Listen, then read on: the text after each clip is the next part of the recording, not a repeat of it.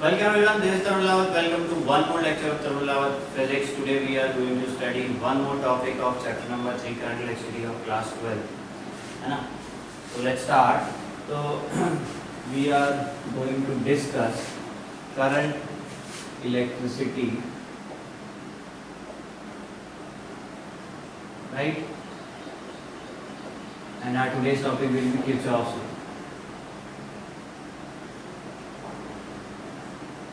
Kirchhoff's law.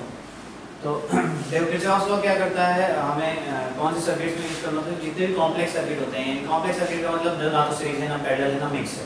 Series हम समझते हैं, पैरेलल हम समझते हैं, मिक्स भी हम समझते हैं। इसमें सीरीज में दिखाई जाती है, पैरेलल में दिखाई जाता है, तो उसको हम सीरीज और पैरेलल के फॉर्मूले लगा के सॉल्व कर लेते हैं।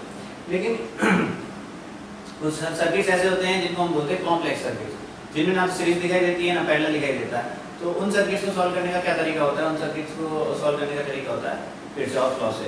ठीक है, तो जैसे कॉम्प्लेक्स सर्किट का अगर मैं एग्जांपल लूं, लेट्स सपोज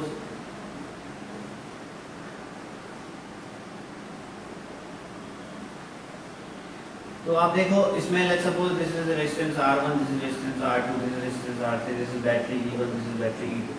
तो इसमें देखो सीरीज और पैरेलल हमको बैटरी के अकॉर्डिंग तो पता लगता है ना। बैटरी हमने कहाँ लगाई है, किस तरीके से लगाई है, बैटरी भी डिसाइड करती है कि सीरीज पैरेलल है। हम सॉल्व जब करा था हमने कॉम्बिनेशन रेजिस्टेंस, तो दो पॉइंट्स के बीच में जब हमको इक्विवेलेंट रेजिस्टेंस पूछा जाता था तो हम वहाँ क्या करते थे, हम दो पॉइंट्स के बीच में क्या लगा देते थे, बैटरी के कनेक्शन लगा देते थे, जिससे हम फर्दर उन क्वेश्चन को सॉल्व कर पाते थे, राइट। अच्छा, तो अभी क्या है, देखो इस क्वेश्चन में क्या दिक्कत है कि यहाँ पे दो बैटरी लगी हुई है और ना तो सीरीज समझ में आ रहा है कहीं, ना पैरेलल समझ में आ रहा है। ठीक है, चलो मैं नाम देता हूँ पॉइंट्स के A B C D E F। अब ये मत कहने लगना कि क्या कहते हैं R1 R2 R3 पैरेलल में हैं। हाँ पैरेलल में हैं R1 R2 R3।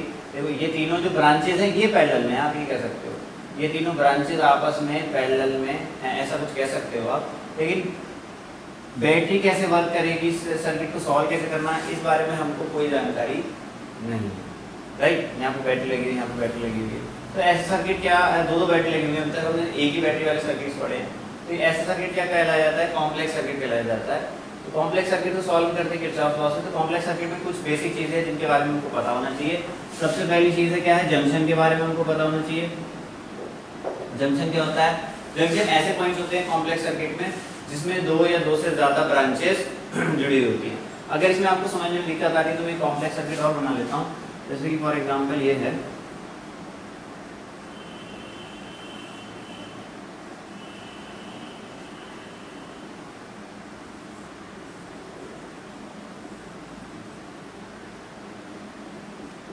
देखो कितना कॉम्प्लेक्स सर्किट है। यहाँ पे ना तो सीरीज दिखाई दे रही है आपको, ना पैरेलल दिखाई दे रहा है,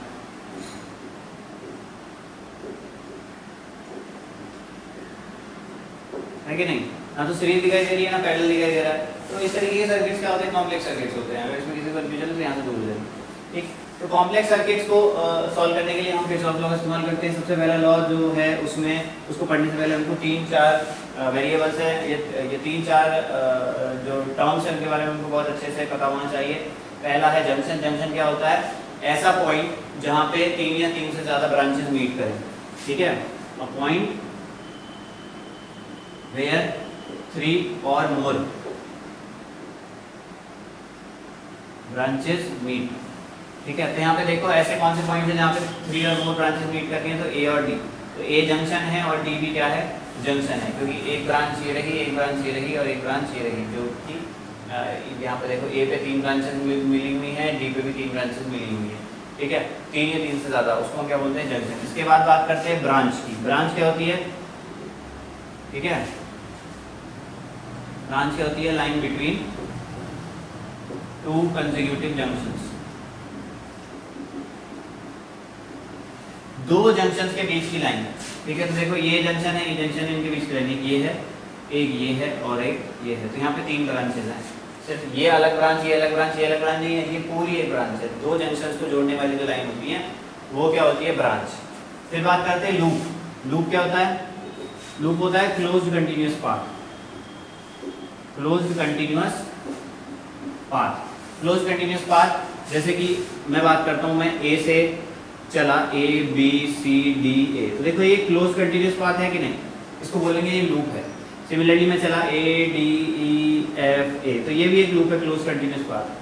जैसे मैं चला और मैं और कैसे चल सकता हूँ A B C D E F A, ये भी एक क्लोज कंटिन्यूस पाथ है। तो यहाँ पे इसमें 3 लूप्स पॉसिबल है, 3 क्लोज कंटिन्यूस पाथ आपको दिखाई दे रहे हैं। तो यहाँ पे कितने लूप पॉसिबल है? 3 लूप पॉसिबल है। ठीक है, एक बात और याद रखनी है, एक पूरी ब्रांच में जो करंट रहता है वो हमेशा सेम रहता है। क्या मतलब इस बात का? इस बात का ये मतलब है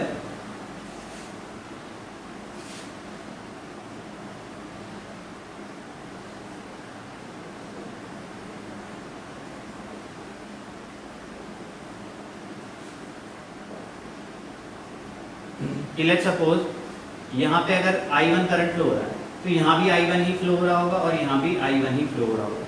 लेट्स सपोज अगर यहाँ पे I2 फ्लो हो रहा है तो यहाँ से भी I2 ही आ रहा होगा। समझ में आ रही है बात? लेट्स सपोज यहाँ पे I3 फ्लो हो रहा है तो यहाँ पे भी I3 ही जा रहा होगा और यहाँ पे भी I3 ही चल रहा होगा। तो एक पूरी ब्रांच में करंट क्या होता है? सब जगह सेम होता है। तो इसमें अगर यहाँ I1 है तो इस पूरी ब्रांच में सब जगह I1 ही होगा, यहाँ पे I2 है तो इस पूरी ब्रांच में सब जगह I2 होगा, यहाँ पे I3 है तो इस पूरी ब्रांच में सब जगह क्या होगा? I3 होगा। यानी कि current in a single branch is same at every location। समझ में आ गई बात? ये बात हमको ध्यान रखनी है। तो ये 3 टर्म्स थे किरचॉफ लॉ पढ़ने से पहले, जिनके बारे में हमको बहुत अच्छे से नॉलेज होनी चाहिए। ठीक, आगे बढ़ लेते हैं। ठीक है, आगे बढ़ते हैं, किरचॉफ फर्स्ट लॉ पढ़ते हैं।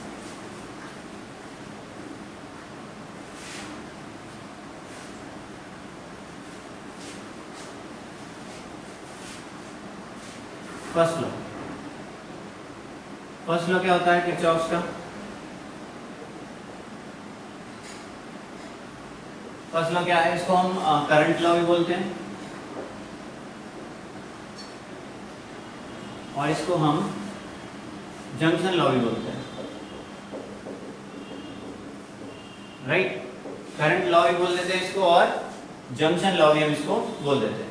राइट, अच्छा आगे बढ़ते हैं। देखो ये क्या कहता है, ये कहता है कि sum of currents across a junction, ठीक है, इज ऑलवेज 0। एक जंक्शन पे जितने भी करंट्स होते हैं उनका सम क्या होता है? 0। यानी कि लेट्स सपोज अगर मैं जंक्शन को कंसीडर करूं, है ना, जैसे अभी हमने एक डायग्राम बनाया था,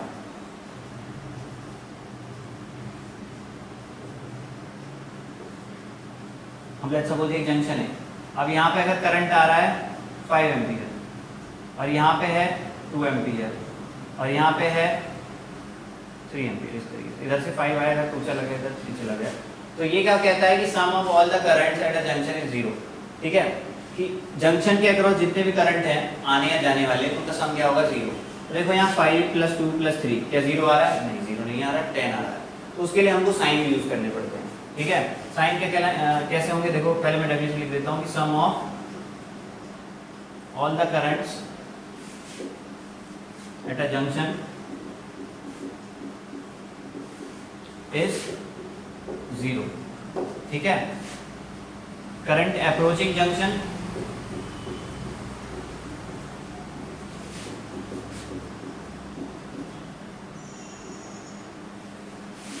इज पॉजिटिव, है ना, और current leaving junction is negative. Approaching junction को पॉजिटिव लीजिए और नेगेटिव लीविंग जो लीव कर रहे हैं जंक्शन को, उनको नेगेटिव लीजिए। तो अप्रोच कितना कर रहा है? 5, तो +5 प्लस लीव कितना कर रहा है? -2 और यहाँ से भी लीव कितना कर रहा है? -3। जरा करो सम, कितना आया सम? सम आया बराबर 0। तो this is our first law. Basically first law हमको ये बताने की कोशिश कर रहा है कि एक जंक्शन पे जितना करंट आता है उतना ही वहां से चला जाता है। ठीक है, यहाँ से हमको क्या बात समझ में आ रही है कि करंट एंटरिंग जंक्शन या करंट अप्रोचिंग जंक्शन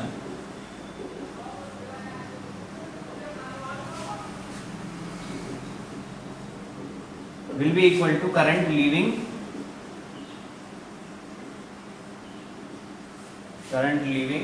junction। कुल मिला के ये बात हमको ये लॉ बताने की कोशिश कर रहा है। समझ में आई बात? यानी एक जंक्शन पे जितने भी करंट्स हैं उन सब का सम 0 होगा जो करंट आ रहा है उसको पॉजिटिव लेंगे, जो वहाँ से जा रहा है उसको नेगेटिव लेंगे। कुल मिला के अगर मैं निचोड़ बताऊँ इसका, तो ये कहना चाह रहा है एक जंक्शन पे जितना करंट आएगा उतना ही वहाँ से जाएगा, राइट। अच्छा, अब इस पर हम कुछ एक दो क्वेश्चन करके देखते हैं फर्स्ट लॉ पे, जैसे कि फॉर एग्जांपल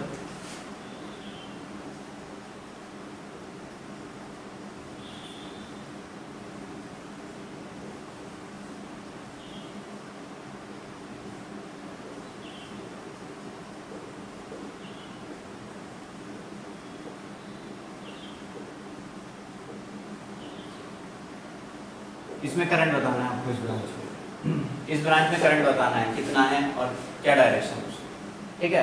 तो यहाँ पे हम क्या कर सकते हैं, देखो ये बहुत सारे आपके क्या हैं ब्रांचेज हैं और ये इस पॉइंट पे मीट करती हैं।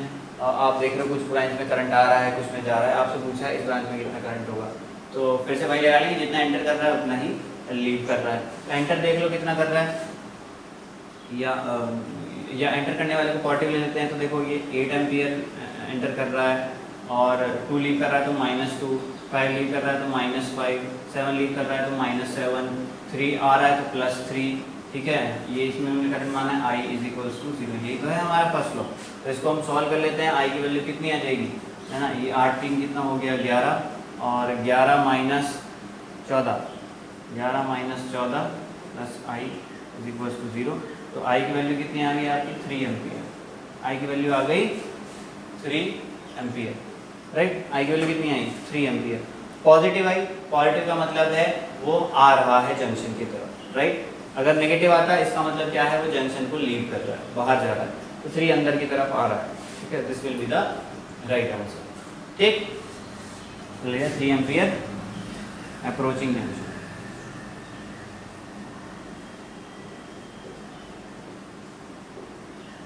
ठीक। इस तरीके से सॉल्व कर लेते हैं क्वेश्चंस को। चलिए आगे बढ़ लेते हैं, ठीक। आगे बढ़ते हैं, एक और क्वेश्चन करते हैं, थोड़ा सा लेवल बढ़ाते हैं इसको क्वेश्चन को करने का।